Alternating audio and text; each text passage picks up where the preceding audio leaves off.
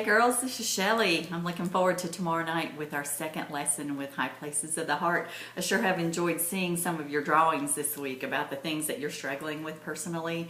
I've seen everything from fear and worry about sickness being the thing that has become an idol for some of you. Some of you, it's been just your diet, your food. Others of you, you may be more like me, that you're struggling with other issues, maybe like the time that you spend with social media. Our idols in this day and age are very different than the ones that we're reading about. The ones that we're reading about were usually man-made, hand-carved images of different things, and you know, we don't necessarily do that in this day and age, but our idols are just as real. They just are a little bit more subtle and are manifested in different ways. So tomorrow night we'll be discussing the rest of Deuteronomy 12, and I know we're taking that passage really slow, but there's some very important items in that chapter to discuss that will lay a great foundation for the rest of our study. In particular, I want you to notice in verse 13 how it says to be careful that you do not offer burnt offerings in every cultic place you see. And you'll notice that cultic is in italics, and that is a word that may not have been in the original manuscript, but the translators of the New American Standard Bible inserted that there for clarification, because there were places in that time where people would go to worship Yahweh, the one true God, because at this point they were kind of in between. You know, previously they had been using the wilderness tabernacle, the tent, if you will, of meeting to worship God. Well, the new temple had not been constructed yet, the one that Solomon would construct. We'll talk about that next week.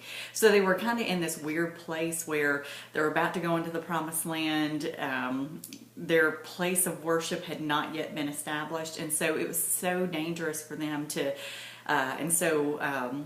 so easy for them to look around and see all these different places that the pagan gods were being worshipped. And just out of curiosity, sometimes they would want to take a look at that, maybe worship in that same way. But in this scripture, verse 13, God's warning them, don't go to those cultic places.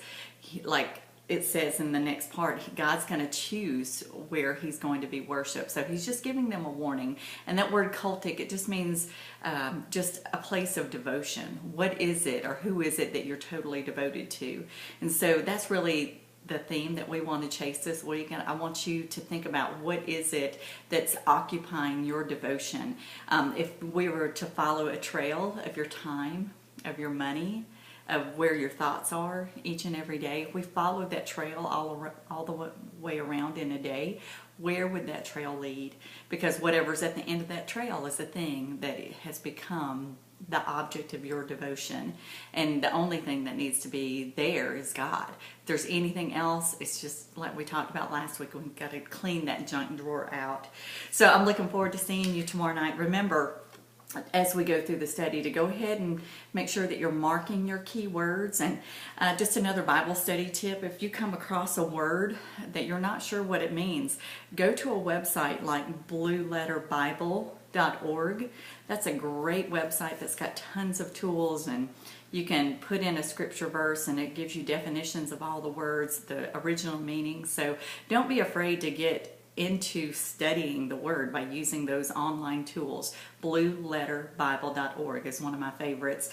Also, as you're in your study, in addition to marking these keywords, also make a list. If you come across a scripture that's listing some things like we encountered last week, where we were told by God to smash, tear down, burn, and obliterate those high places, that's a list of things that we're to do. Sometimes just making a list from scripture can really help unlock its meaning. So that's part of the purpose of this study, is not only to talk about these high places of the heart, but also to teach you some Bible study tips. And I'd love to hear yours as well. So feel free, get ready to share some things tomorrow night. I can't wait to see you right online, and be ready to finish up Deuteronomy chapter 12, and we may even get into the next page of scriptures there in 2 Chronicles 3 and a little bit in 1 Kings 3, but don't worry about marking those at this point. You can do that next week.